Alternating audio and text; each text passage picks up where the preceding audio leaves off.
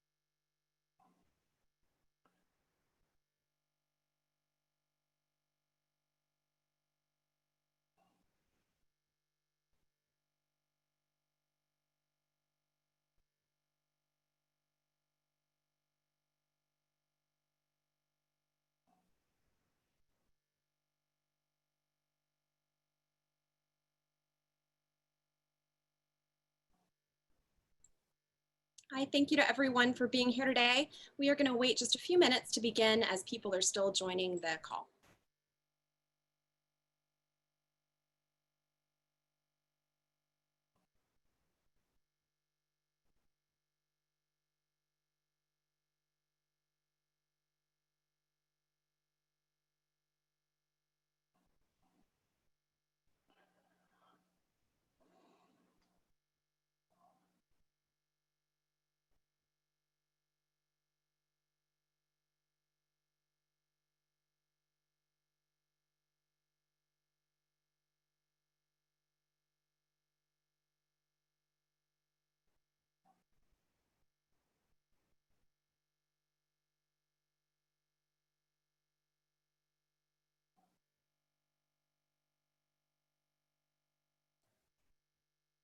Hi, everyone. We will go ahead and get started.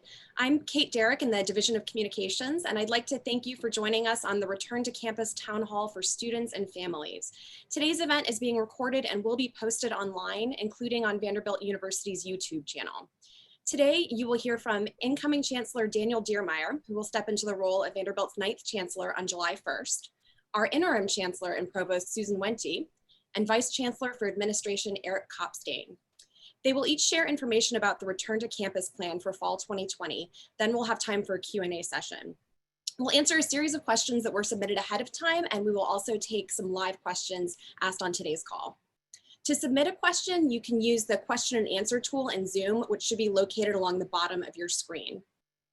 As a reminder, you can also visit the Return to Campus website at vanderbilt.edu/coronavirus, or you can call the Fall 2020 helpline, which is open Monday through Friday from 8 a.m. to 5 p.m. Central Time at 615-322-4357. With that, I will turn it over to incoming Chancellor Diermeier to begin. Thank you, Kate, and thanks to all of you for joining us tonight. By now, I think all of you have, or most of you may have received the message that Interim Chancellor and Provost Wente and I sent a couple of days ago about return to campus.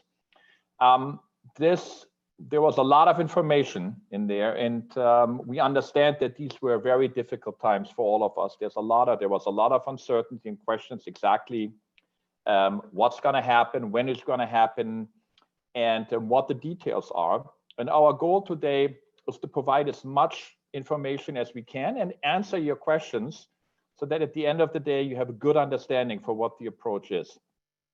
I also want to tell you a little bit about the process of how we got to these decisions and the process moving forward as we're dealing with the implementation of the plan. So if we can go to the next slide, please. This is really the most important aspect. It gives you a sense for what were the guiding principles for our decision. And the guiding principle number one is that we are a university dedicated to a broad-based liberal arts education and a world-class research university. And residential living is a key and essential component of that learning experience. And so that was our purpose. How do we make sure that we can realize this mission, fulfill this purpose in the context of the COVID-19 pandemic? There are a couple of guiding principles for that.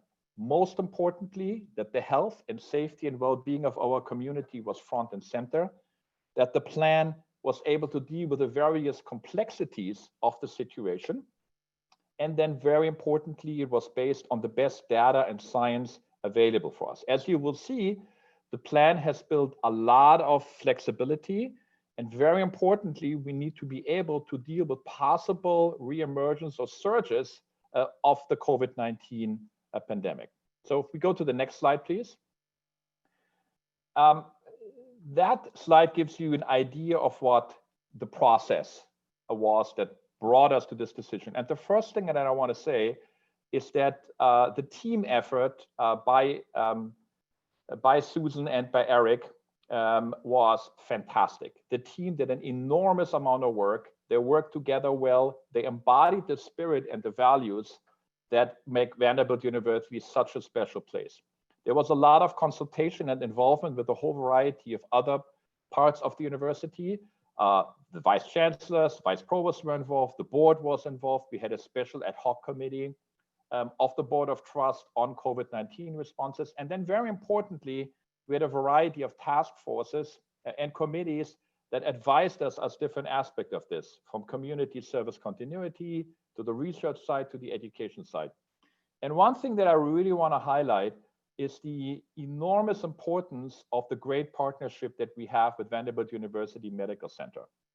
So as many of you know, Vanderbilt University Medical Center and the medical school has one of the very best faculty that work in this area.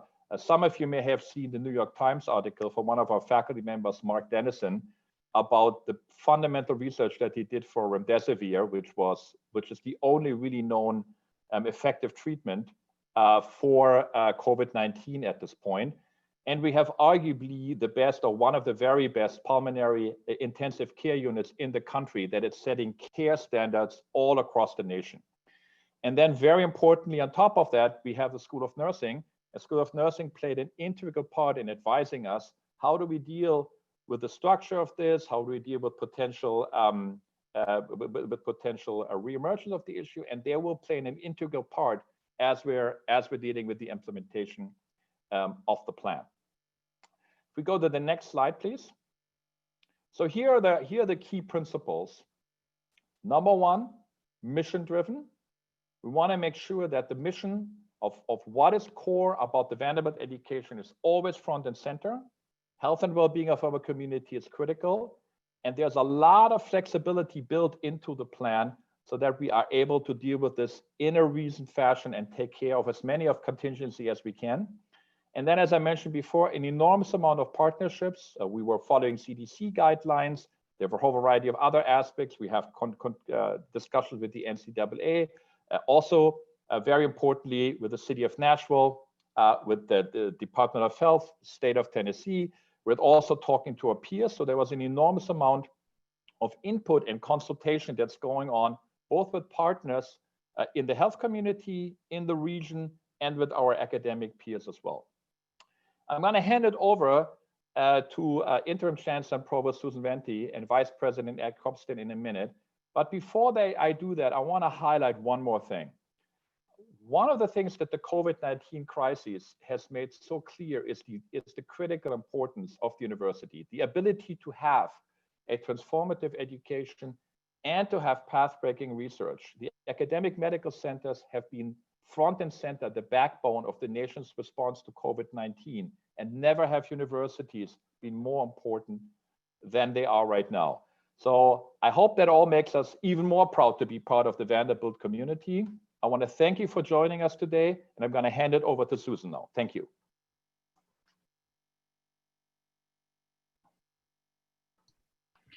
Thank you very much, Chancellor Diermeier, and thank you to all of the students and families who are joining us here tonight.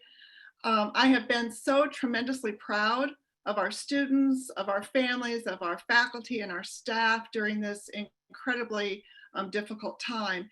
And I've truly appreciated your incredible patience, your resilience, and your open-mindedness as we've navigated what's truly going to be the first of a new experience for all of us. So We are here to offer some of the details in terms of our planning. Some of those details will be in terms of coursework, classrooms, physical spaces, residential strategies, and our university-wide health and safety protocols.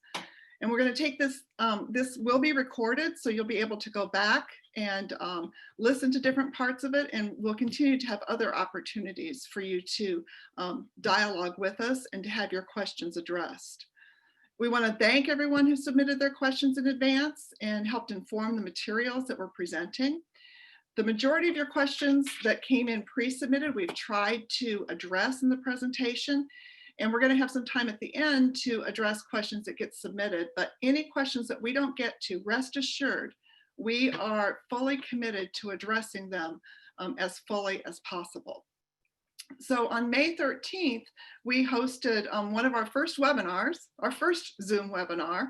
And on that May 13th Zoom webinar, Eric Kopstain, the Vice Chancellor for Administration, and myself introduced our Vanderbilt Return to Campus 4-phased approach plan. And we rolled that out, and we have been working through phase 1, starting on May 18th, and then into phase 2, starting this past week. And I will tell you that through both of phase 1 and now phase 2, we have fully maintained our commitment to protecting the health and safety of the Vanderbilt community as much as possible. Now, during phase 1 and phase 2, that has been in the research operations and research activities. It's been in graduate and professional experiential experiences, and it's been in many other essential campus operations. But all of that work in phase 1 and phase 2 is giving us an opportunity to really test our protocols, test our approach, and to be sure that we're ready to enter phase 3 and to launch our fall plan. That's why this week, because of our confidence in terms of how things have been going and all the information and data and evidence that we've gathered, that we were really excited to announce that we are moving forward with our commitment in terms of having in-person classes for this fall. I do want to assure you our commitment is to all students, regardless of whether or not they can return to campus or not, that they have an excellent education, and that every student, regardless of the teaching platform, will have access to Vanderbilt at its very, very best. So this plan is multi-phase, as I've mentioned, and this plan is based upon data, evidence, and feedback from multiple different experts across campus and national guidelines.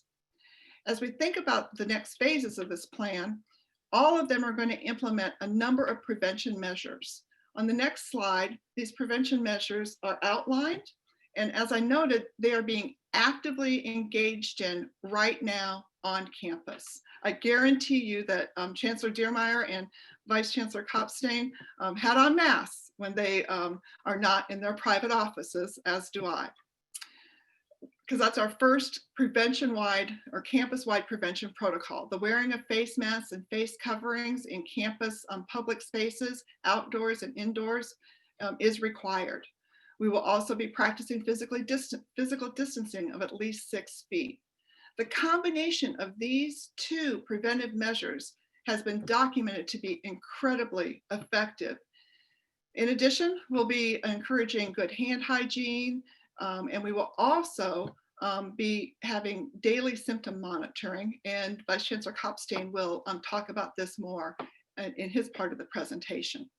You'll also see posted signage and instructions, reminders, in-depth orientations, public health education protocols that will be helping everyone on the campus ensure that they know how to take care of themselves, how to maintain a healthy environment. And this will also come to in terms of the fact that it will be every single individual person's responsibility to take care of each other. You have often heard me say, those returning students, that taking care of each other is one of our primary Vanderbilt values and goals and responsibilities. So as we think about returning to campus, not only will it be different because of these campus-wide protocols to prevent the spread of COVID-19, but it will also look different in some of our physical spaces that we're going to show you. So one of the key aspects in terms of physical distancing is that we have to find ways and strategies to de-densify spaces so that people can have that 6 feet of space and still be able to be in learning and in gathering environments. So we've been doing a tremendous amount of work in terms of how to make this possible. One is that there are staff who will continue to work remotely so that there will be fewer people overall on campus. But two, we're reimagining classroom spaces. Here you see a particular classroom space where the seats have garbage bags on them. Don't worry, we will not have garbage bags on seats in classrooms when you come back in the fall. But this was a quick way to really figure out the physical distancing that would be needed in this particular classroom. We're reimagining housing that you're going to hear about. We're adapting dining, and we're finding every strategy to de-densify however possible all aspects of our circulation and our physical plant, if you want to call it that. Now, as I mentioned previously, and on the next slide, we're getting great experience in terms of operating in a new COVID-19 world through ramping up our research activities on campus. Since May 18th, we have brought back to campus over 1,700 faculty, staff, and graduate students working in many different research environments on campus. And all of them have adapted those campus-wide protocols. We've done this through local decisions, but also overarching protocols. The local decisions are in terms of who needs to come back when and how to phase that. You can see some of the different types of research environments, all of which have been included in our ramping up of research activities. So now let's turn to what will the fall look like. So with all of our contingency planning, we are going to have to know that we have to be flexible. And so we've tried as much as possible within this fall semester plan to not only have flexibility wherever possible, but also to take into account what we know now about COVID-19 and how to prevent its spread. We know so much more now than we knew that first week of March. So our commitment is that we are going to provide an excellent education to all of our students. Our plan is that we will hold in-person classes for the fall semester, but we will have a fully developed contingency plan for online teaching should it be needed. But more so, the reason why we're adopting the delivery by virtual and alternative platforms for all classes is so that this will provide for students who cannot get to campus due to travel restrictions or other health risk accommodations.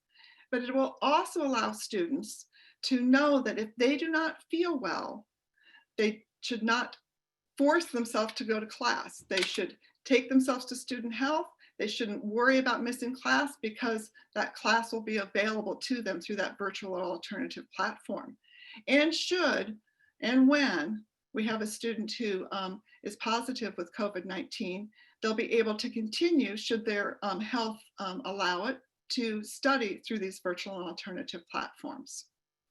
Using them also allows us to have the very best educational experiences in the way we have to adapt to the use of our classrooms. And it also provides for our faculty, some of which are also in high-risk health groups and need accommodations. So in terms of thinking about the academic calendar, we took into account what you can see many other universities are taking into account. And that is that experts and public health experts and epidemiologists in particular are expecting or predicting that if there is a resurgence of coronavirus in the fall or winter, it's most likely to happen coincident with the normal coronavirus season. And for Nashville, that would be post-Thanksgiving because our winter comes a little bit earlier. And so for us, it was very important to be able to end in-person classes before Thanksgiving break. We also know that there are potential variables and potential risks associated with people traveling to and from campus or to and from distant places. And so we've eliminated travel breaks during the semester. And then furthermore, we wanted to plan for our full 15-week academic calendar, which allows us with contingencies should we need to make some modifications to that. So on the next slide, What I'll go through and what we have information available on are all the different components. This is a very complex process, as Chancellor Diermeier referred to, in terms of all the different elements that have to come together in order for us to move into phase 3 and in-person classes. Now, the one part of it on the next slide, the academic calendar, actually, when you look at it, it isn't all that different from what you were probably anticipating. We were going to have an August 26th start. We moved it up 2 days to August 24th. That allows us to have a continuous set of weeks of instruction all the way up to November 20th. There will be no fall break, and there will be instruction on Labor Day, although that is normal for Vanderbilt's undergraduate campus. We'll end in-person online classes on November 20th. Ending it there lets us still maintain the full Thanksgiving week break, which allows you to time your travel as is most appropriate for you to return home if you're able to. And then everyone will have classes online after Thanksgiving break for that last week before entering into the reading days and doing exams remotely. This is the undergrad and the graduate calendar. On the next slide, it shows you at a high level the graduate and professional calendars, of which there is more detailed information on each of the websites about their calendars. Several of them follow the undergraduate and graduate calendar and have moved their start dates to August 24th. Others had earlier start dates in August and are maintaining those earlier start dates. The law school is the only one that's made the clearest, biggest shift, and that was to move their start date up to August 17th so that they could end all instruction and exams before Thanksgiving. Now, if we go to the next slide, many have asked, what are the pros and cons of these different academic calendars? As I've already highlighted, we feel that this calendar gives us flexibility, allows for different contingencies. We're also able to invite all the students back together. And for our undergraduate students, we felt that was very important because we know Blair students take classes from A&S, and Peabody students take classes from Blair, and A&S students take classes from engineering. And so we felt it was important that we were able to offer all students an opportunity to come back together. This minimizes travel-based risk because of the lack of breaks. It anticipates the annual coronavirus season. And again, we have that full Thanksgiving week. The cons we recognize, and we are doing everything we can to develop contingencies to address them. We know that the lack of breaks may create mental health and wellness challenges, and you'll see from Vice Chancellor Kopstain how we're going to provide extra support in that area. It also takes additional effort for our faculty and staff to prepare for both modes of instruction, but we're committed. We think this is the best thing for our students, and we will work incredibly hard to accomplish this. The cons are that life and classes on campus will be different. That would be true under any situation in this COVID-19 world. And we acknowledge that all risks cannot be mitigated, as is certain no matter where you are or what you're doing in our current pandemic conditions. So in terms of what would trigger us to have to shift to fully online education, we of course are going to have to be tied to any local, state, or national shelter-in-place orders or restrictions that might require all remote. Most of those guidelines now tie this to hospital caseload. And what we know from our own medical center hospital is that their caseload has remained low and incredibly manageable. We will also be having, as you'll hear, significant quarantine and self-isolation space capacity for our residential population, but we'll be monitoring that in continual time. We'll also be monitoring for surges in cases that might be coupled with increased severity of illness or things that we don't yet know about COVID-19 that might turn out to be true in the future that we'll have to take into account. We'll also be considering university community conditions might differ from Nashville conditions, and so that might cause different triggers. And then our contact tracing analysis in terms of if we can tie cases to a particular event or if it's really due to rampant community spread with severe illness tied to it also. So we will have students on campus who are COVID positive. We will have faculty and staff who may unfortunately be COVID positive. but we know and are confident that we will put in place the best possible care and the best possible support for our community. So as we think forward in terms of, on the next slide, I just wanted to give you, this is just a little view of classrooms and what will classroom instruction look like. So again, I've talked about the fact that there'll be fewer seats in classrooms. Physical distancing will be required. We'll have classroom technology in those rooms. We have identified an additional 200 spaces that will be used as classrooms. That's what's helping us be able to launch in-person classes. And we will also be using best practices for virtual and adaptive learning. So if we go to the next slide, how can we ensure that? So how are we ensuring that we have, if you want to say, both the in-person as well as the online or alternative virtual instruction coincidentally? So first, we've inventoried all of our classrooms and instructional spaces. We have not only looked at the physical distancing, but also at the IT and AV equipment.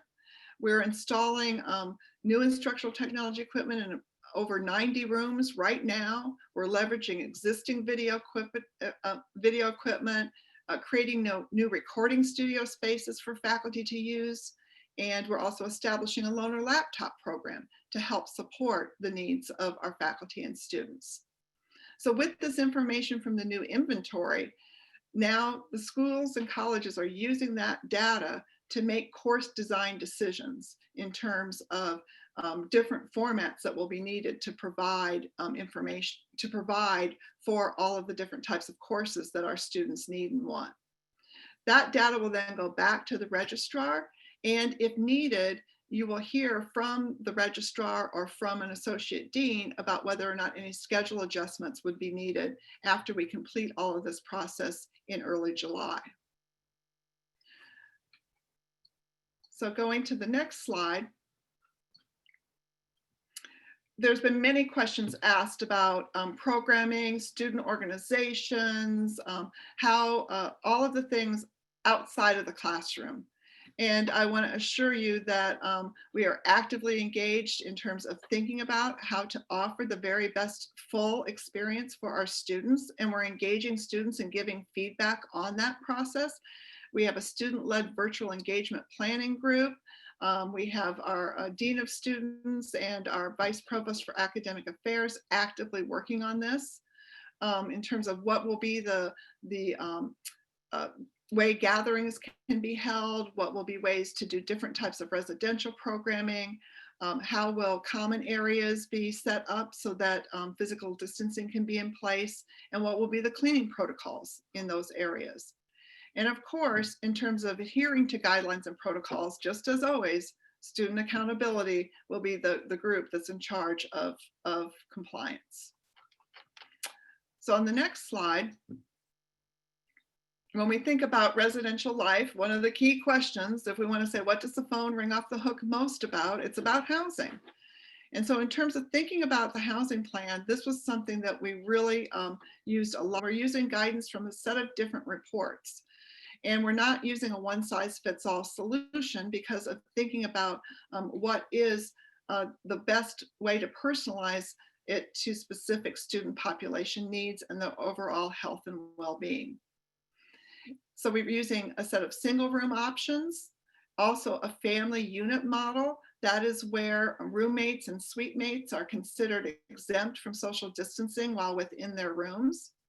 And then we're also considering what the student to facility ratio it needs to be in terms of bathroom considerations, as well as contactless fixtures, cleaning schedules, and maybe even potentially you'll have to think a little further ahead about when you want that shower. So as thinking about this, not a one size fits all, on the next slide, it breaks down the three different groups that cohorts that we felt had different needs as we thought about finding solutions. First is in terms of our first year students.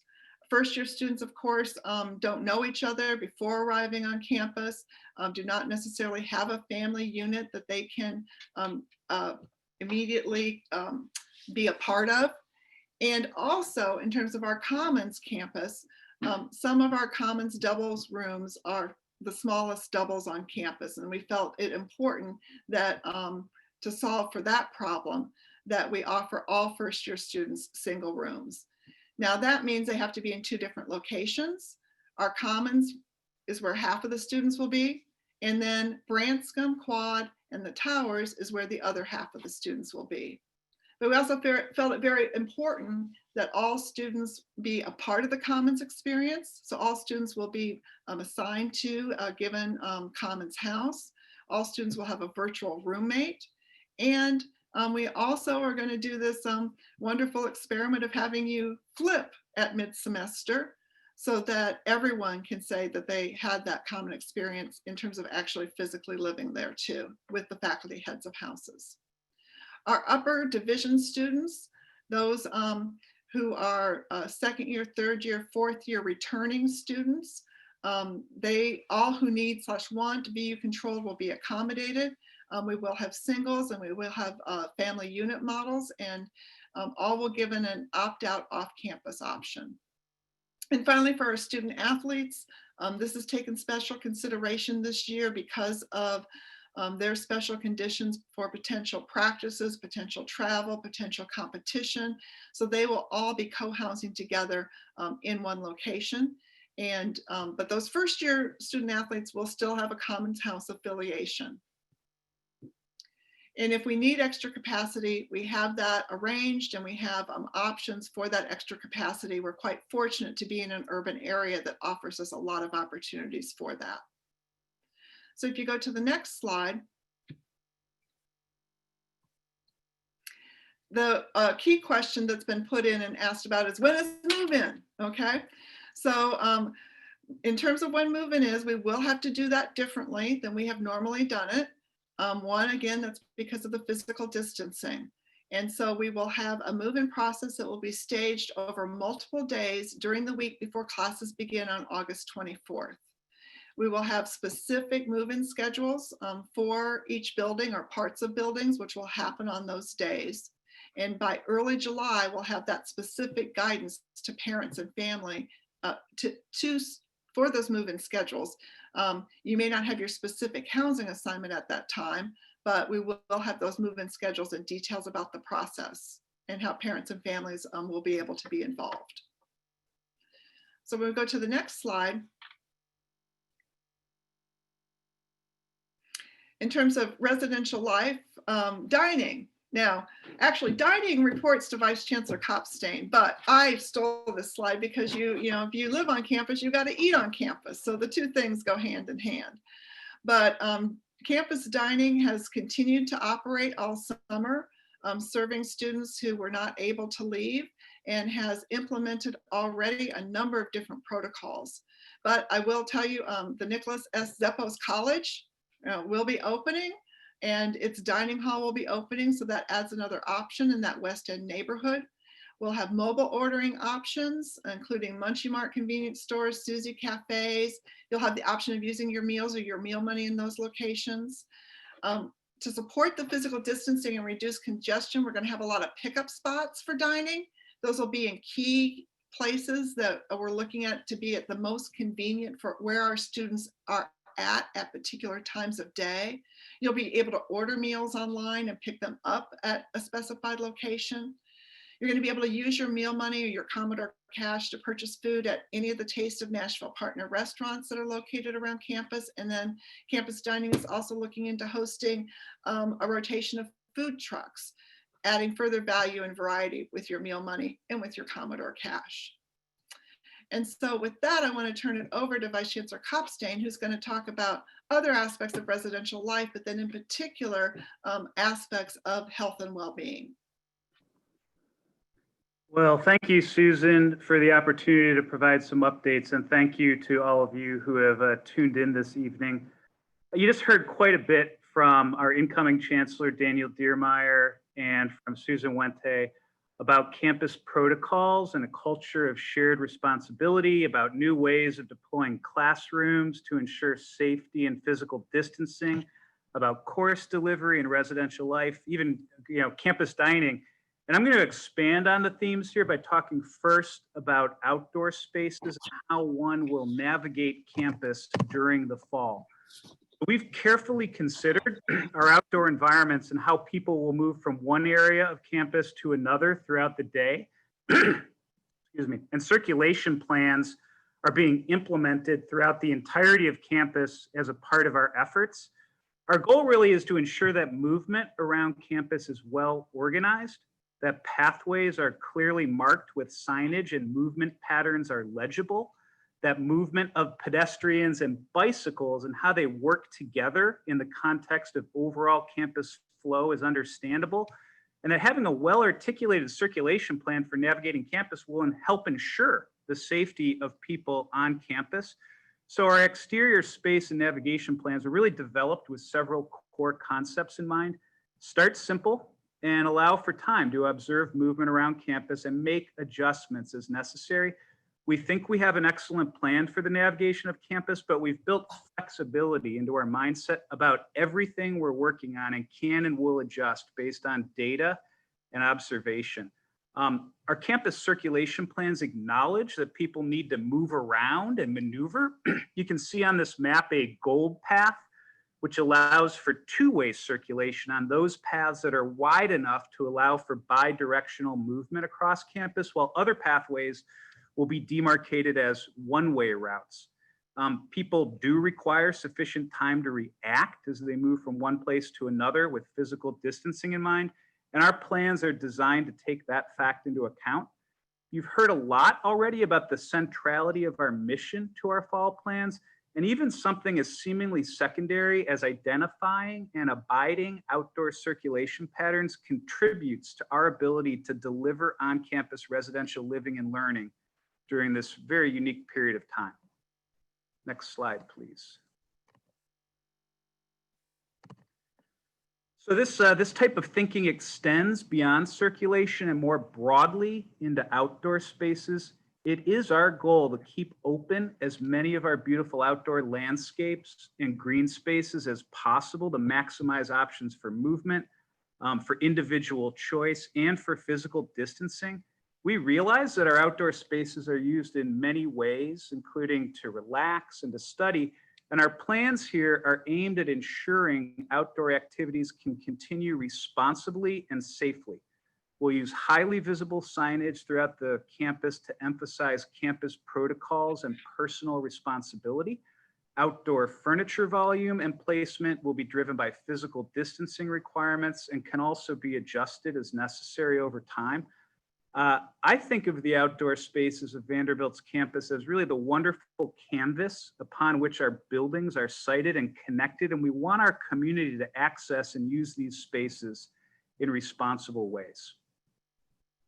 Next slide, please. Now I'm going to talk a little bit about testing, tracing, and separating. So Vanderbilt will deploy a best-in-class COVID-19 safety model.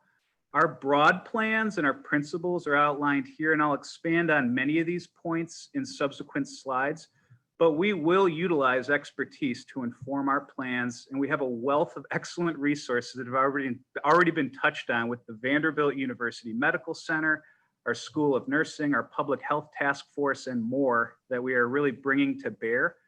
We'll be able to revise our plans dependent on emergent situations and in concert with updated public health guidance. Testing, tracing, and surge capabilities are critical things that we just simply have to have available. And we will provide holistic support for the health and well-being of our students. So, and really as a result, we'll support not only the navigation of health needs within our community, but also support the broader public health of Nashville. Next slide, please. Okay, so about 5 years ago, we launched VandySafe. This is a smartphone-based app that has a range of capabilities that are focused on the safety of our students, our faculty, and our staff. You can do things like contact our public safety department dispatch center directly through the app. You can schedule a GPS-tracked virtual walk home that is monitored by our dispatch center or even by a parent or a friend. You can chat in real time with Vanderbilt Public Safety and send in tips and observations about conditions on campus. We've added a COVID-19 section to the app. The COVID-19 part of the app will continue to evolve, and it currently contains details on our return to campus plans and protocols. It has information on who to contact if you're not feeling well, has additional information on campus services, and it has a Vanderbilt-specific symptom monitoring tool. So as Susan mentioned, daily symptom monitoring is a requirement for our return to campus plan, and the app will provide our students with a simple tool to conduct daily symptom monitoring. The symptom monitoring script or questionnaire is based on CDC guidance, but it is made Vanderbilt specific. When you complete the system monitoring questionnaire in the app, you receive a red light, green light indicating your current health status. And we will monitor completion of the daily screening and symptom monitoring outcomes through dashboards, and we will route information to appropriate members of our community for any follow-up. Next slide, please. Now I'd like to talk about Vanderbilt's plans for COVID-19 testing. This, I think, is one of the most important aspects of our planning, particularly given the evolving landscape of testing capabilities. And again, our goal here is nothing short of having a really outstanding plan that's going to inspire confidence across our community, including with parents, as well as the broader Nashville community. So as we developed our testing strategy, we knew that something as aggressive as, say, rapid turnaround daily testing of all members of our community is just not at this time plausible. And frankly, it's also not in alignment with public health guidance. So what we did was take a risk-based approach informed by public health guidance and our Vanderbilt Medical Center and our School of Nursing. And we broke the Vanderbilt community into various risk-based categories. So this 4 square here identifies 4 broad categories of our community, and the graphic identifies 4 strategies for these community segments, and it looks at these in terms of the number of people to whom a strategy applies, as well as the intensity of the testing protocol that's applicable to that strategy. So you can see here that the baseline strategy applies to all members of our community. Then as we move to the upper left quadrant, for example, you see strategy 1, which applies to high exposure faculty and staff to whom a greater than baseline set of protocols will be applied. Strategy 2 is for all members of the undergrad population, and strategy 3 applies to student athletes who we realize are a subset of the undergraduate population, but for whom a specific set of protocols will be adopted.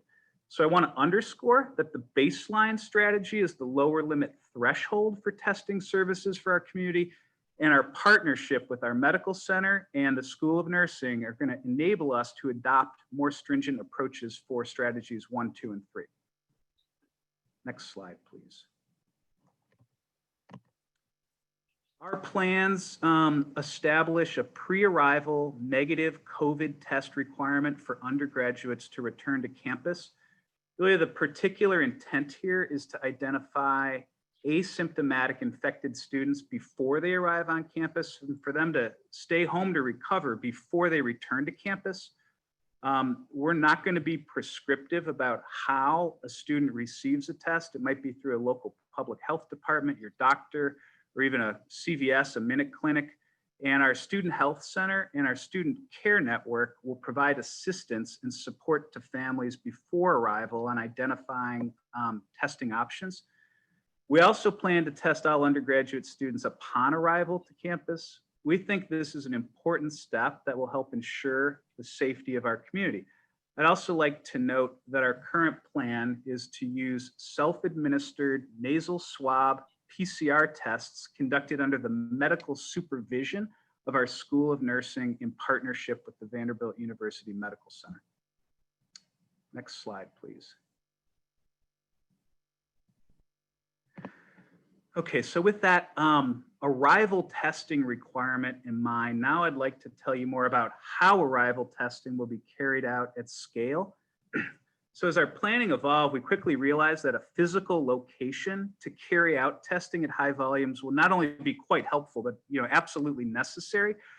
Our dialogues led us to the concept of using part of the David Williams II Student Recreation and Wellness Center for testing. Testing at scale and having ongoing scalable capabilities post-arrival, we think, is a must-have to achieve our on-campus residential living and learning mission. And those of you who are familiar with this facility know the rec center has the advantage of being large, it's secure, and it's outfitted with technology, including excellent internet connectivity and VU card access. As you can see on this floor plan, we've mapped out circulation and physical layout plans that will support large-scale testing. We can also use the rec center to house the staff and the capabilities that will support our testing and tracing incident command center. Our current plan can enable up to 18 testing stations that can handle up to 1,500 tests per day. Some of you may be familiar with our annual Flula-Palooza, where through a single day on campus, thousands of VU and VUMC community members are immunized for influenza. It's exactly that type of tightly managed, high throughput approach that's the inspiration for what we intend to achieve here for COVID testing. And then finally, note that this plan is designed in a way that will enable the use of much of the rec center for its normal purposes of working out and health and wellness activities. Next slide, please.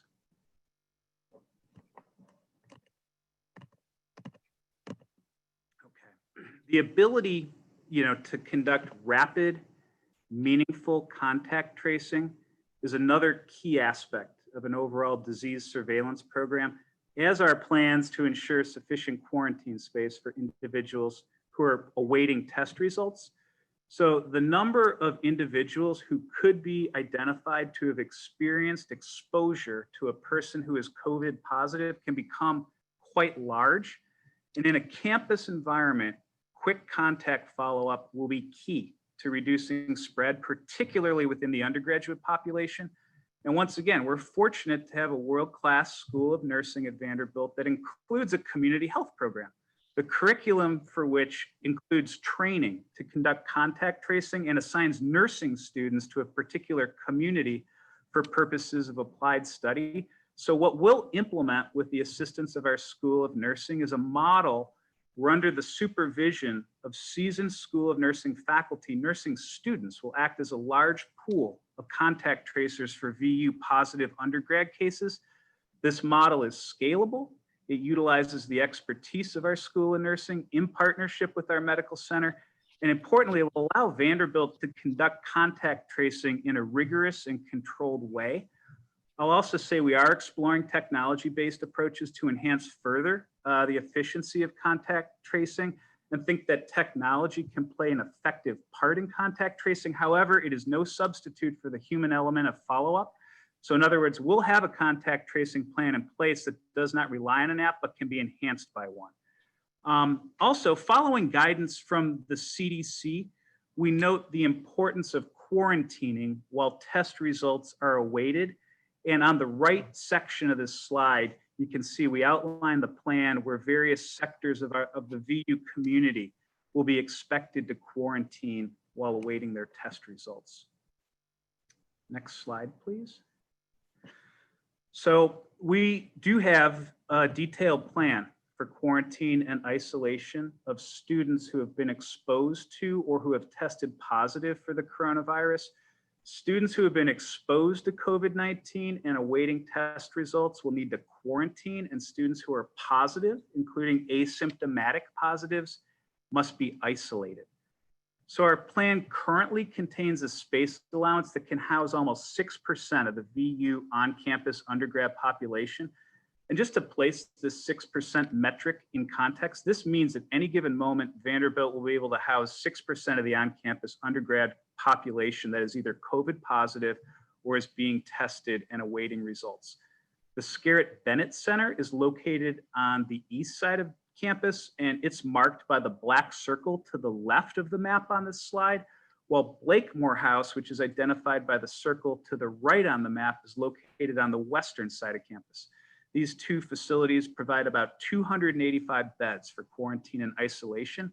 These spaces are easily accessible while remaining relatively secluded from some of the denser parts of the central campus. And as we identify final details concerning exactly how many students will live off campus and on campus, our quarantine and isolation housing plan will be further refined and we'll provide more information on quarantine and isolation plans to our website. Next slide, please. Okay, so Susan touched on this, but in addition to the physical health concerns resulting from COVID-19, all across the nation, we're seeing increases in mental health concerns, particularly around social isolation. Sadly, we think this trend will continue, and we know this is a concern for students and parents alike. Many of you may know that Vanderbilt already has a robust and holistic and integrated student care network. And that student care network coordinates care and provides services and support for all of our students.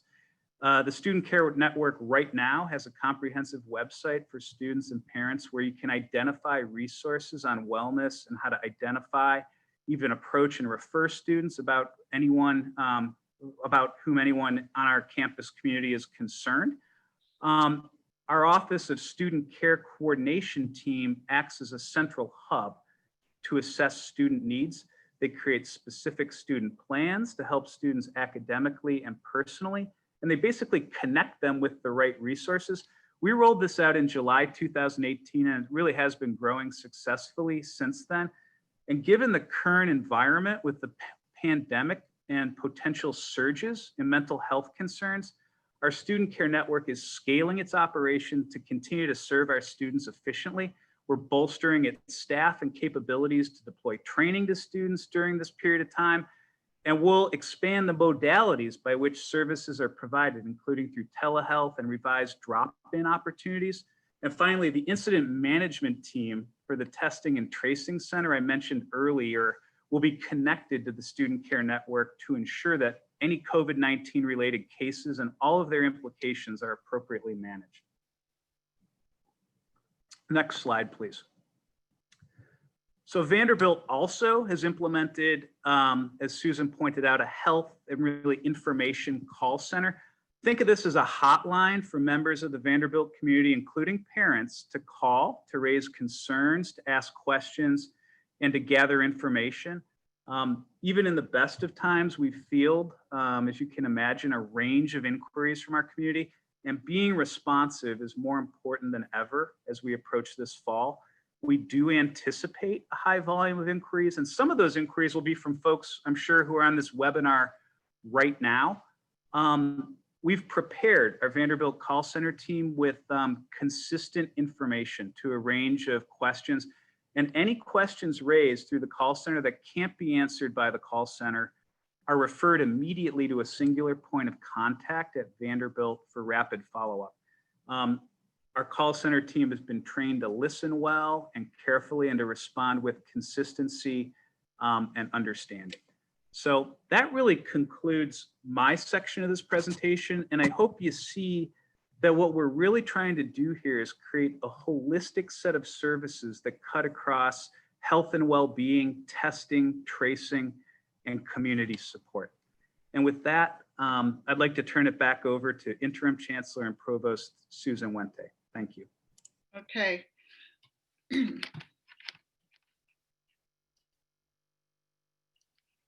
So thank you very much, Eric. And so I wanted to transition into this very short shared responsibility section. And one aspect of this plan in terms of inserting here information about the that we're making it possible for undergraduates who cannot be on campus due to personal circumstances, that they have the opportunity to study remotely only. And so we opened up yesterday access to a remote study selection application process. It's on your landing page, and yes, beginning yesterday. And we need you to fill the form out if you'd like to do remote only by June 26th. And there is specific information in terms of the service fees and other types of fees that those remote only students will be responsible for. So this creates an opportunity that if you have travel restrictions or you have personal circumstances, we want to make it possible for you to continue to advance in your studies and to advance in your degree, and to give you this opportunity to do remote only study. Now, the other aspect on the next slide in terms of shared responsibility is that we will be asking, and we've already asked every faculty, staff, postdoc, and student who's come back to campus so far for research activities to sign a return to campus acknowledgement. And we will be asking all upcoming faculty, staff, and students who return to also sign this acknowledgement form. The acknowledgement form is actually part of our orientation and learning modules, and it will explain the risks and the responsibilities of every person coming back to campus, including the requirements for mask wearing, the requirements for physical distancing. We are also setting up into place what the compliance aspects will be, and in terms of students, any aspect of intentional or reckless disregard of any university policies or protocols, including these COVID-19 policies and protocols, will be addressed by the Office of Student Accountability, Community Standards, and Academic Integrity. So we have in place the types of compliance processes that we need. But we know that our community cares for one another, as I brought up at the beginning, and that our community wants to ensure and protect each other from this pandemic. So on the next slide, one shared responsibility program that we're rolling out right now and that we're piloting is Public Health Ambassadors Program.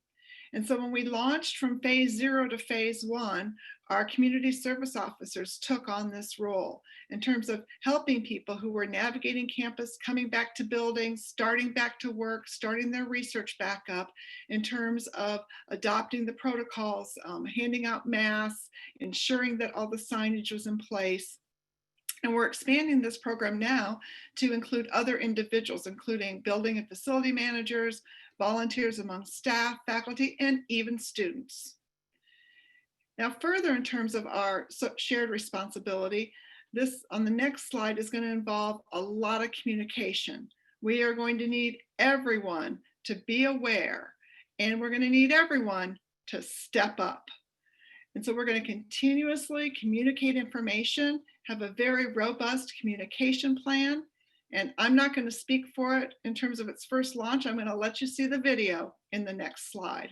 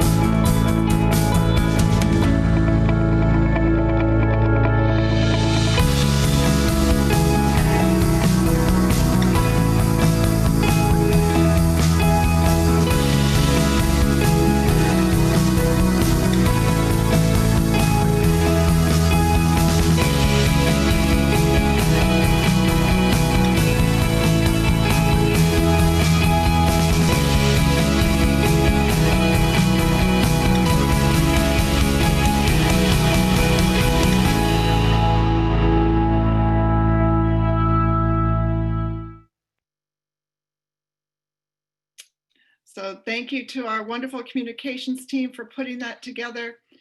Anchor down, and we want to. And now we will take some questions. Great, thank you so much. And you have covered a lot of ground, and that has generated some great questions from our students and their families. We did receive a large number of questions, nearly 200 during the live event just this evening. And although quite a few of them were answered during the presentation, or a lot of them mirror pre-submitted questions, we won't be able to get to every single question that was asked, but we are capturing everything that has been submitted. And as Interim Chancellor Wente said earlier, we are working to address as many of your questions as possible. Over the next few days, we will be adding more information based on tonight's discussion to the Return to Campus website. You can reach that at vu.edu/fall2020 or vu.edu/campus-return. All of those URLs will take you back to the Return to Campus website. Additionally, as a reminder, you can also contact the Fall 2020 helpline. And I do want to remind everyone that this event is being recorded. I know we're hitting about an hour now, but you will be able to go back and watch this event if you need to drop off for any reason. So one question that was asked by a number of people centered on the end of the fall semester and the beginning of the spring semester. Will students, particularly first-year students living on campus, need to remove their belongings from the residence halls before Thanksgiving? So our plan is that these first-year students, we will provide them with boxes with moving materials, and they will, before they leave for Thanksgiving, box everything up in their existing room. And when they come back for the spring semester, voila, it will have moved to their new room. So we will do that move for them. They will have to box the things up into the boxes and unpack the things from the boxes. What I would convey as a mom myself is less is more. Okay, so think less is more as you're thinking about this new adventure. For our second year, sophomores, juniors, seniors who are living on campus, they of course will retain their rooms for the spring as normal and will take home. I would encourage you to take home at Thanksgiving anything that is essential for you for that break period and that you would want to have with you. Another question asked by quite a few people, have dates been set yet for the spring semester? So we have not confirmed the spring semester plans. Again, we want to use time as our resource in part to see how everything, all the research on COVID-19 is going, how different modeling projections and different public health experts are thinking about the spring. But we are assembling a working group and who will start working on those plans now so that we will be able to announce that well in advance. And as soon as we have that information, we of course will be sharing it with you. Great, thank you. A lot of parents and families asked about the status of Family Weekend. Can you give us an update on Family Weekend? So we've been thinking very carefully about Family Weekend, and until we made a decision about whether or not we would be in person for the fall semester, it was preemptive to make any decision about Family Weekend. Now that we know and we're confident about launching in-person classes and having our undergraduate students on campus, we have had a group that has been working on that. They have made a recommendation to both myself and to Chancellor Diermeier.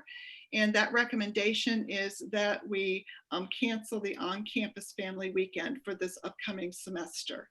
That's a difficult decision. I know that's hard for our families to hear, but we think that it's the best thing to do in terms of the vulnerabilities both to the students and our families in terms of traveling, and then also the expected continued restrictions that we're going to have both on a campus level, but also on a local and other levels in terms of sizes of gatherings.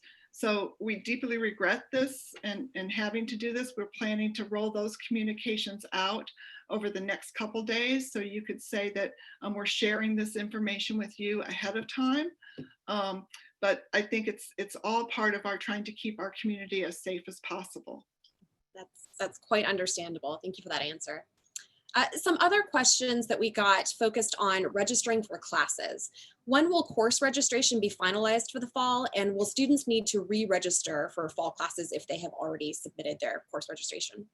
Okay, so I know that our first year students and our transfer students are registering right now. Keep registering, stay with that program.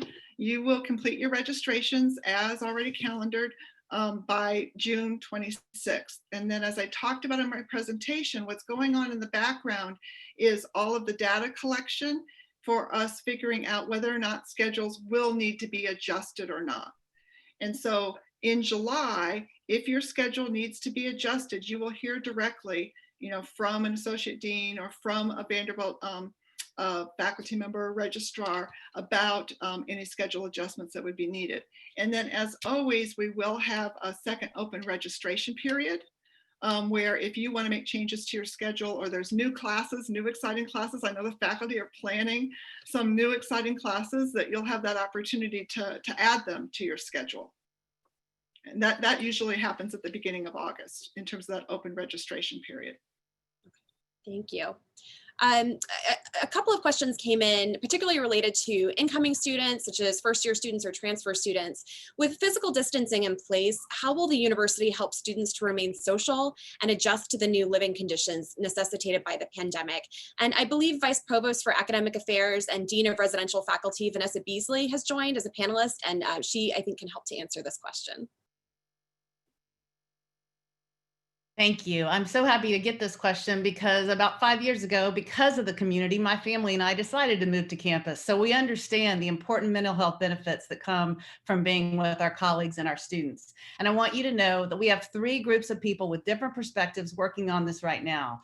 The first, and most importantly for all our new students, are our wonderful orientation leaders. If you went to Vanderbilt like I did in the 80s, you know we have VSEPT, and that's one of our most important traditions of faculty and students coming together, meeting students before they even come to campus through virtual meetings this summer to make sure that, you know, before you get here, you have a friend, you know, a faculty member, and you know a student, and you're also going to get to know your faculty head of house that way too. So those orientation leaders are a huge part of our tradition that are thinking through that. And this year we're expanding our orientation leader service with transfer student leaders and the international orientation leaders. So we're going to use that time before you get here to make sure you have some relationships. The second group that's thinking about this is our faculty. I had a meeting with the residential faculty yesterday, and they're thinking really creatively about how to make sure they make those connections with the residents in their houses. And they want to make sure that you're part of that community from day one. So we're going to be working on that too, and including social distancing and all the plans, but they're going to make the rounds and get to know everybody. But I also want you to know that our faculty in our undergraduate schools and colleges have also talked with me about how they want to make sure that our students have peers and connections in their majors and minors and in their classrooms. So our faculty are thinking about the relationships too. And the last group of people are our colleagues in the Dean of Students office. Those are the colleagues that work with student organizations and all our student activities. And it'll be different for sure, but they're also thinking about the best ways to make sure students get to meet each other with shared interests and shared organizations and, you know, shared projects. So it'll be different, but I have confidence in our colleagues and our students to make sure those relationships are in place. Thank you so much. It sounds like there are a lot of great things being planned, and a lot of plans are happening over the summer as well to truly embrace the students as they get to campus and make sure they feel very welcome once they're back here under these new conditions. Another question that we heard ahead of time, under what conditions would the university switch to all remote learning, and what might that look like for students who are living on campus? So I think everyone's recalling in terms of how universities made decisions in the spring semester, which was when we didn't know nearly as much as we know now about COVID-19. So when we're thinking about triggers in the upcoming fall semester, we're thinking about them with everything that we've learned since then. So as I outlined, the things that would switch us to remote learning would involve shelter-in-place orders or other types of guidelines by local, state, or federal public health officials. And then our own monitoring of our own, what I would say are the health situation on our campus of our faculty, staff, and students. And so we are going to be monitoring this in real time, constantly. There should be no surprises with what we have currently put in place. And also we have the capability to, if you want to say, I don't want to say shut down specific floors or specific buildings as needed, but this is even part of how we've thought about rolling out our research activities in terms of the fact that we don't have to shut down the whole operation if there is a positive case or a set of positive cases in one particular place on campus. So we have a very well thought out set of contingency planning, which will take into account how we can best continue our operations under a number of different scenarios that will continue this summer to undergo what you might want to call stress testing. Thank you. We also, as I said earlier, we had quite a few live questions that have come in. So the first of the live questions, in regard to alternative and online learning, how will Vanderbilt ensure quality and consistency? And what resources are being provided to faculty to ensure they have familiarity with running an online learning session? Okay. So I know Vice Provost Beasley could also potentially speak to this, but I will take you back to one of the slides in the presentation. And so we are investing tremendous resources in helping our faculty continue to develop their courses in using virtual and alternative platforms through our Center for Teaching. We've hired additional instructional design staff to help support with them. We have iDesign as an additional support, a firm which will be helping our faculty. And the faculty have the whole summer to plan for this. So they are working intensely. Some of them have have also taken part in 2-week intensive workshops through the Center for Teaching. And there'll also be boot camps offered in July. And we've just had a wonderful uptake of those, workshops and opportunities that faculty are embracing. So I am confident that we will have many different approaches. Every faculty member approaches pedagogically, how they convey that information to students, but they are really thinking forward to the semester. They can plan in advance much more so than they could in March. And I don't know if Vice Provost Beasley, if you want to add something to that. I think that's the right answer, that to hear their enthusiasm on campus is really compelling to all of us that are speaking with them. They want to do a great job. And the piece that I would add is I think it's really, it's time for them to think creatively, and they're embracing it, not just about how they're delivering the information, but also how they're facilitating conversation and interaction with and among students with project-based learning. They're thinking in really creative ways about what assignments look like, what examinations look like. So we've really been heartened by the way they've embraced this opportunity. That's great to hear. Thank you. Another question that came in, and Vice Chancellor Kopstain, this might be one that you might be able to address. Can you talk about access to campus resources and facilities for students living both on campus and those living off campus? Yeah, that's a pretty broad question, but yeah, in terms of access to campus facilities, first of all, as part of the circulation plans that I was describing earlier, every building on campus will have specifically demarcated points of entry and points of exit, and they will also include very detailed guidance through floor plans and signage within the building as to how you move throughout the building. Students on campus and off campus will be able to use common spaces across the campus within a range of buildings. And in terms of the residential environment, students will have the same kind of access that they would enjoy today. Thank you. Another question we got that Vice Provost Beasley and Interim Chancellor Wente, you two have both addressed a bit, but can you talk more about the mental health resources that will be available to students, given how much of an adjustment students have been experiencing the past few months, and they are even at home this summer? What will be the mental health resources available when they come back to campus? So you heard earlier the discussion of the way we have as an institution ramped up the numbers of resources. So that's a question about scale. But I also want to bring into view something that we know is really powerful among our students, and that's the peer groups that are learning to do peer-to-peer mental health conversation starting and taking away the stigma of asking for help. And I have to tell you, that's really powerful. We have terrific resources on our campus, but we also know from the conversations we're already having with student leaders before they come back to campus that they're ready to think about how they can support each other. And that's one of the things as a community of faculty, students, and staff, we can continue to build on, that we want to tell each other, when I'm having a bad day, I need some help. And we all want to be familiar with what those resources are. And we're very proud of the fact that we, as you heard Vice Chancellor Kopstain say, changed our system about 2 years ago so that it is more robust and accessible. And we're going to make sure that we continue to make great strides at every level. Thank you. We want to be cognizant of the fact that it is the evening for a lot of people, and especially folks who are in the Eastern time zone. It's past 9 o'clock. So we are going to do just one more of those live questions. But I was wondering if you could talk a little bit about what resources are available for international students. We have quite a few people who are tuning in from around the world for this town hall this evening, and have asked about questions related to students potentially traveling back to campus from abroad, or having to take classes remotely if they are international students.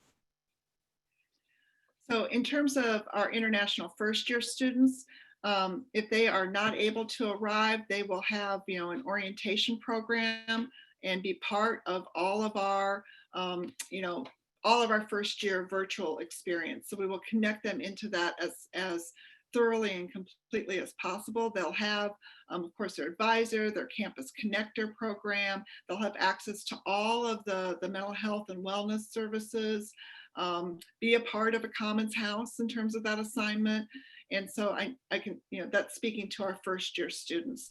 And we think that's the group that probably is going to have the biggest challenge in terms of travel or in terms of visas in arriving for the fall semester.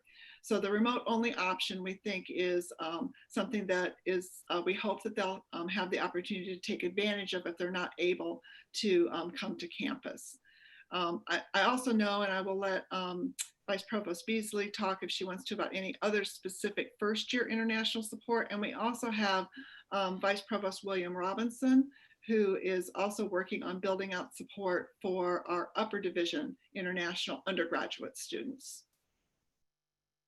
Thank you. Yeah, about a year and a half ago, we realized that there was so much more we could do for our first year international students, again, at the level of our robust peer mentoring program. So we added resources and more training for our students to help each other, even things that would be in a regular pre-COVID year, like what are office hours? In some cultures, the idea that you would just drop by a faculty member's office to talk or ask questions is not really part of the experience. So we're building on those places that we've added conversation points. But as you heard me say earlier, we also have, the most important members of our community, those students who have been through this experience themselves, who've signed up and said, I want to be an orientation leader. And we're going to rely on them very heavily through all of our platforms. But as you heard, very heavily through the virtual platforms to make sure they have these kinds of discussions, open-ended questions, but also some programmatic discussions that familiarize them with the resources they can still access when they're in an international location, including career advising and our Office of Immersion Resources.